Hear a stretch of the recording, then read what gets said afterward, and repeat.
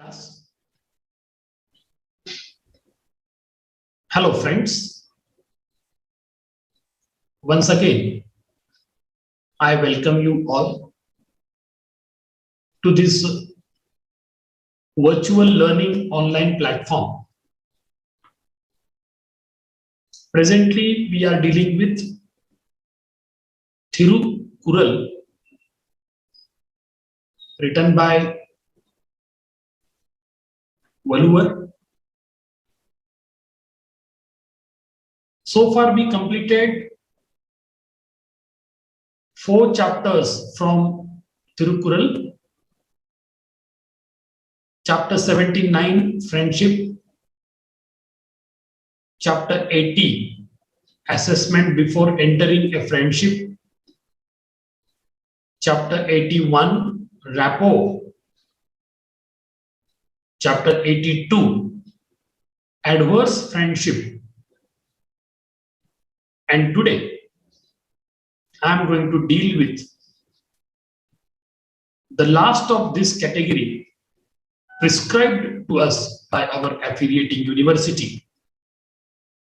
That is chapter number 83, which is titled as Undesirable Friendship. Friends,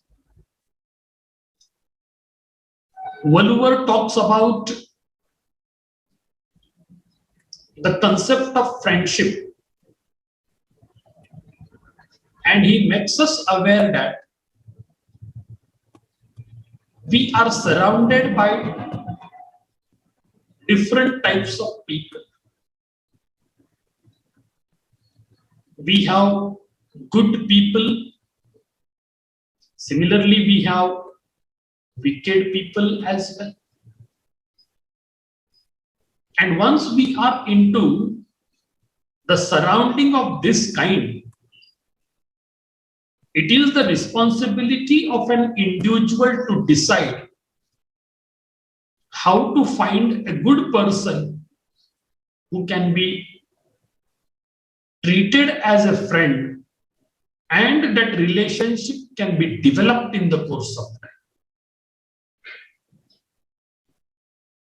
As far as chapter number 83, which is titled as Undesirable Friendship, is concerned, Valuvar talks about wicked people, and he tries to indicate that the kind of relationship called friendship with such kind of people is like the heavy iron block that you call anvil, which is hammered at any number of times. You have the people, those who are opportunists, and Valuvar is also trying to compare such kind of opportunist friends with the heart of a woman, and it is called as ungracious. Similarly, Valuvar talks against such kind of people, those who are the conspirators or make some kind of intrigue against the friend. And he suggests us that we should never allow such intriguing people to be our close friends. Valuvar also advises that the ungrateful people of this kind can bend for their own benefit, but very soon you will realize that they have been really very much treacherous, very much cunning in order to take their own advantage. Hence, Wooler advises us all to keep ourselves away from such kind of people. According to him, such people, wicked people, pretend to be very good, pretend to be your well-wishers, but they stab at your back, and finally you will be in a critical condition. So the present chapter number 83, titled as Undesirable Friendship,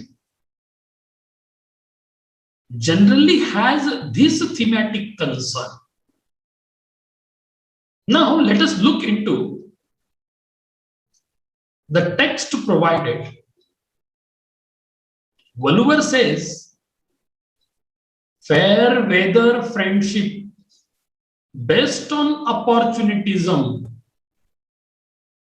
fair weather friendship based on opportunism than feelings is like an anvil to take the blow when the tool has to strike. See the kind of comparison and the simile used by Wooler right in the beginning of this Quran. Of course, everybody expects that we should be always surrounded by good friends. And there is no second opinion in this regard. You have to have the company of good people. Already I told you, a man is known by the company he keeps. And of course, everybody wants to have the company of good people. But the kind of note which is made by Wooler over here is very apt and suggestive. And we need to take into consideration also. He says, the fair weather friendship, if at all you develop the relationship called friendship with somebody, and the foundation of that friendship is opportunism, I think you need to really think about it twice before you get into the relationship. The moment you feel that your friend is an opportunist, the friend always looks for his own personal benefit and not at all available for you in your dire need. So you need to be very careful about such kind of opportunist friends. And if at all you have friendship with such people, according to Wooler, it is like an anvil to take the blow when the tool has to strike. Probably you might have heard about.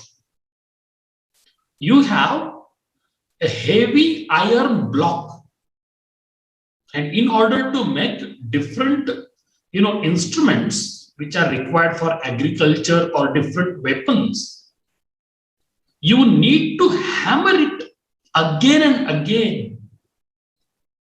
And if at all you are into such kind of relationship, Wooler has compared it with an anvil to take the blow when the tool has to strike. It means if at all you develop relationship with such kind of people, then you should be always ready to take the blow, that to the heavy blow like a hammer.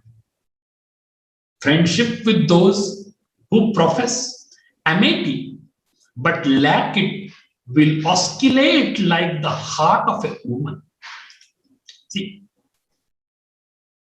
one more expression as made by the poet or Wooler is really very interesting. What does he say here? He says that friendship with those who profess amity. We do profess so many things in our life. We try to claim that something is true, something is correct, especially when it is not. right? And you have many people around you, those who try to prove that they are the correct one, or they are the correct people. Or somebody will try to prove that he or she is your really a very good close friend, having goodwill for you. But the question is, when you are surrounded by such kind of people, those who say one thing on your face and do something another in your absence, don't you think that you need to be very careful?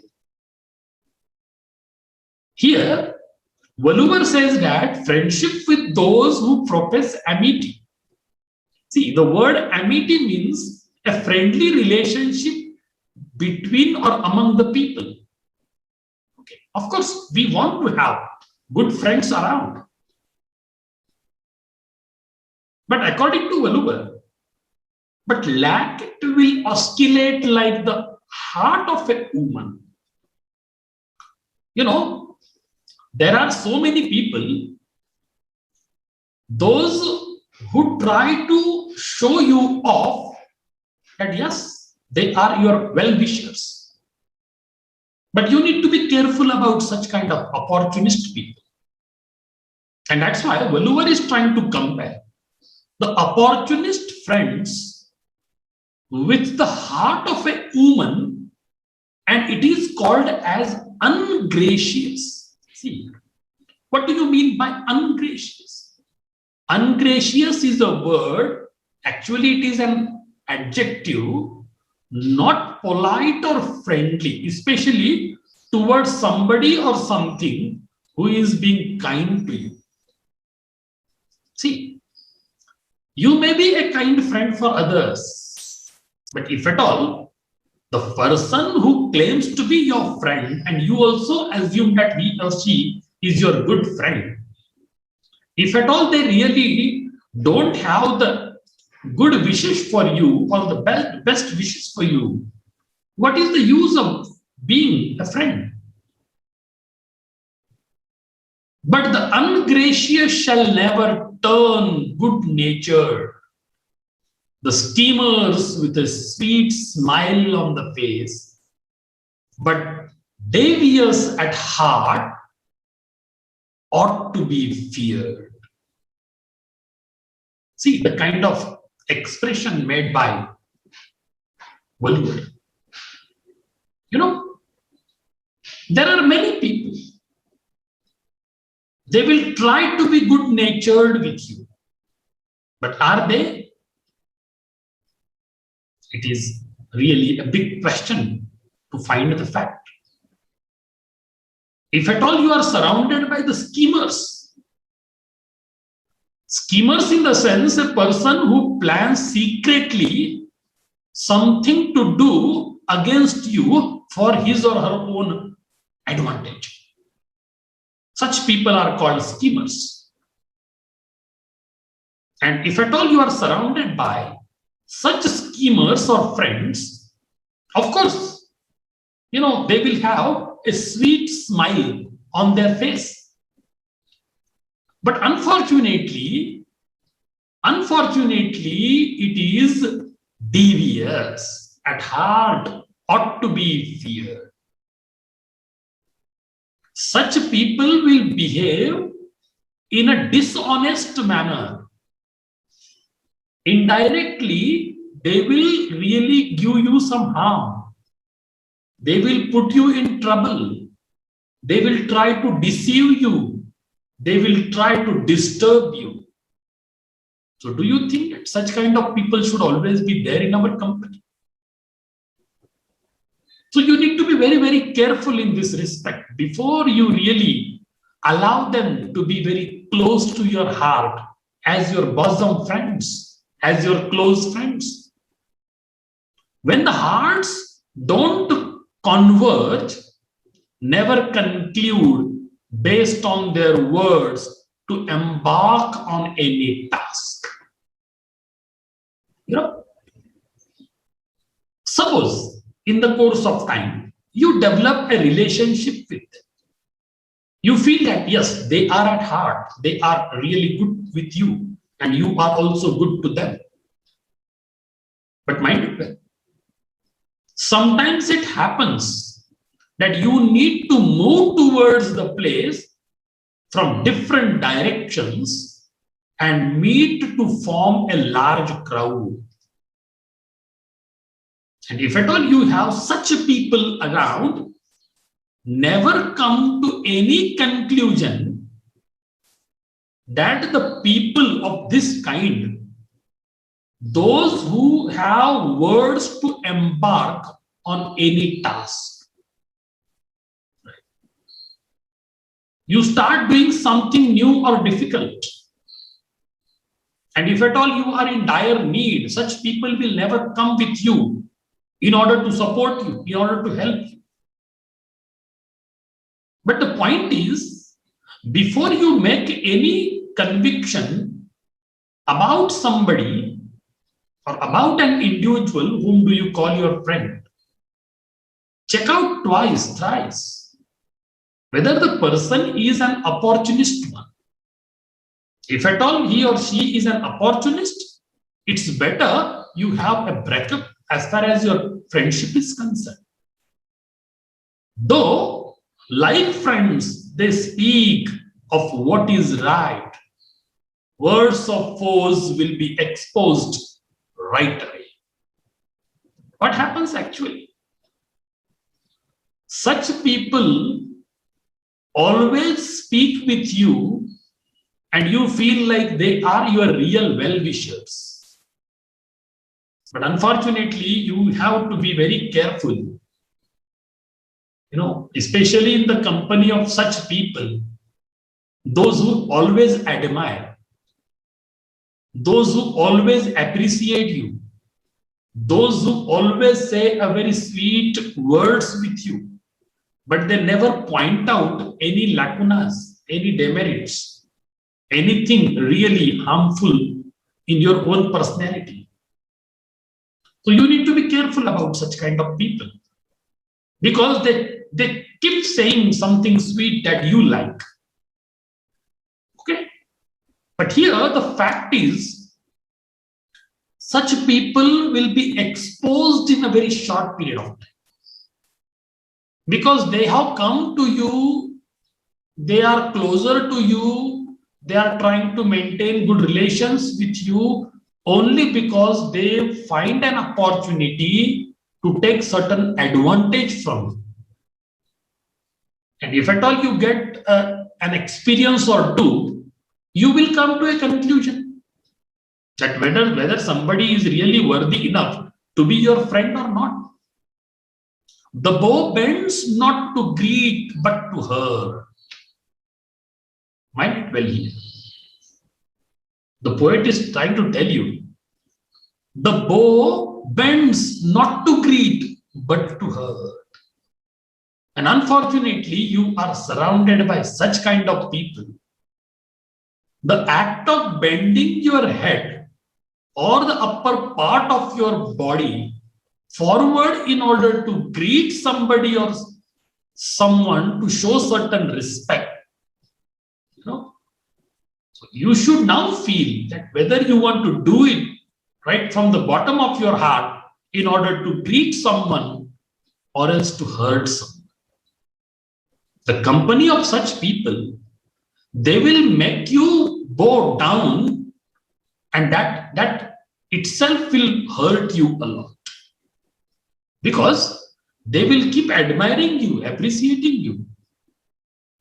They will encourage you to do something. And once you are into that, they will run away from the responsibility as if they are nowhere. Likewise, the greeting of your enemy signifies no bonhomie. See,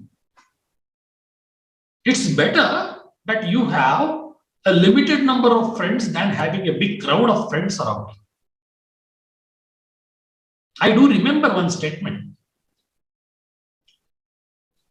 It's better to have an enemy or a foe who is openly challenging you than having a friend who has a grudge for you. And if at all you are surrounded by such kind of people, those who have grudge for you, those who are opportunists, those who are waiting for the right time to take the advantage, then it's better you really recognize them well in advance. See, the word which is used over here is bonhomie. It means it is a feeling of cheerful friendship. But you need to know openly whether somebody is your enemy or a friend. Hands folded in reverence may conceal a weapon. There are many people, those who are, pretend to be very polite and always, held their palms like this and show a lot of reverence and respect for you. But sometimes such people may conceal a weapon to be used against you.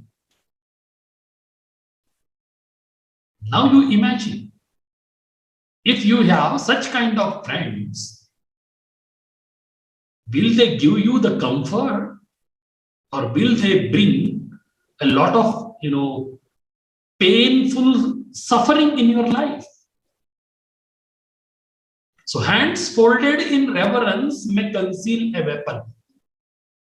So do the tears of your foes, excluding affection externally, but harboring derision inside. Humor such people, but let their friendship fade away. If there comes a time for camaraderie with your adversaries, sport it on the face, but keep it out of your heart. See, very, useful advice has been offered by Thiruvalluvar. He is trying to tell you that there are so many ungrateful people around you. They can bend for their benefit. They show a lot of reverence and respect to you for their personal advantage. But their real nature will come to the surface very shortly, very soon. You will come to know about their real disposition. Hence, Valluvar is giving you an advice that it's better you keep yourself away from them. It's better you are aware of such kind of people. It's better that you should be very alert about such kind of people, because they always pretend that they are the real well-wishers to you. But the people, those who say one thing on your face and something opposite in your absence, I think these people are the most dangerous people in the world. It's better that you have some enemy, at least you know openly that somebody is your foe, somebody is your opponent, somebody dislikes you, or somebody having some, vengeance against you. At least you know it openly, because you cannot expect anything from such kind of foe. But someone who is a friend and claims to be your friend, if he is being so treacherous, he is being a kind of schemer, then probably the things will be really worst in your life. And they are not your real friends at all. Finally, Valluvar advises us that we should keep a safe distance from such kind of treacherous friends. So this is how Valluvar has very effectively talked about the concept of friendship in all these 5 chapters that we have been preparing, that we have been discussing for the last couple of weeks or so. But friends, I would like to tell you one thing, that if you are good at heart, good at mind, good at action, automatically you will find similar kind of people around you. But unfortunately, in this mercantile world, there are so many opportunists. There are many people, those who are very much looking forward for their advantage. So you need to be very careful about such treacherous people, such dishonest people, and you have to find out like whether the people around you, whom do you call as your friend, right? You need to test them, you need to check them, you need to find out whether they are the people with negativism or the people with positivism. Once you choose a wrong fellow as your friend, mind it well, he or she will be responsible for decadence in your life.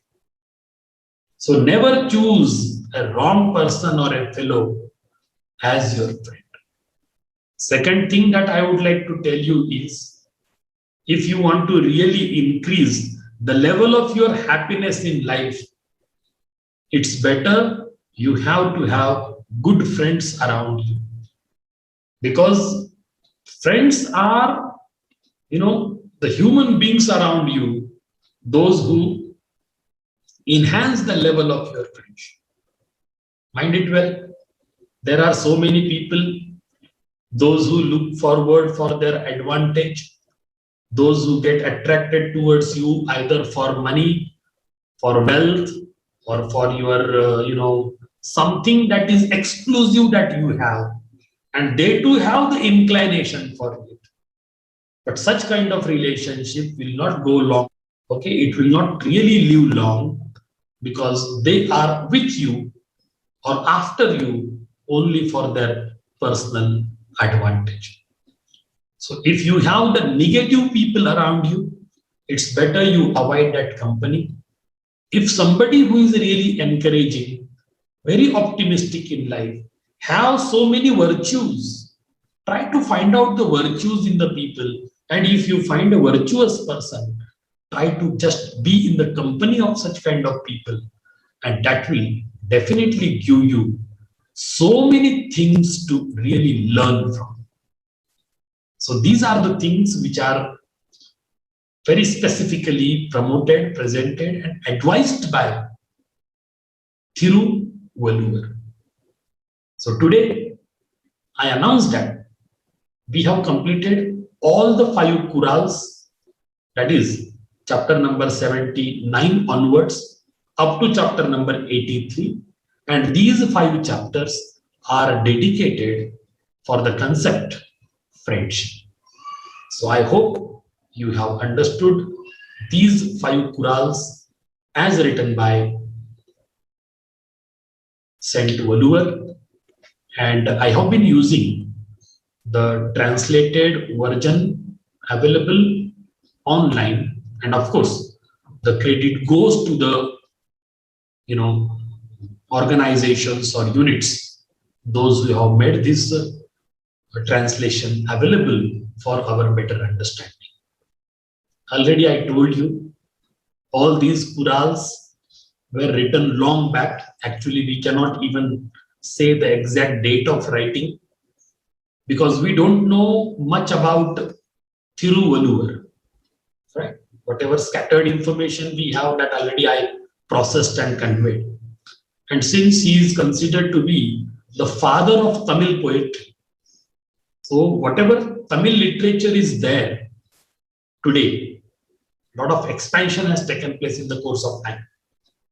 But everything goes back to the roots, and the roots are there in the writings of this man, that is Thiruvalluvar. So I feel fortunate enough that I could use all these translated versions, because probably we will not be having access to Tamil and we don't know Tamil as well. So it is difficult for us to know about it. But since these translations are made available by so many scholars working on this project, and that's why we could also understand, we could also really think about it, we could share our observations about it, and our students at a larger level are benefited with this facility. So of course, I do extend my regards and I express my gratitude to all these scholars, those who have made the translation of Thirukural, which is available in Tamil. That translation is made into English, and the scholars like us, or the learners or students like us, I would say, are of course benefited. Thank you very much.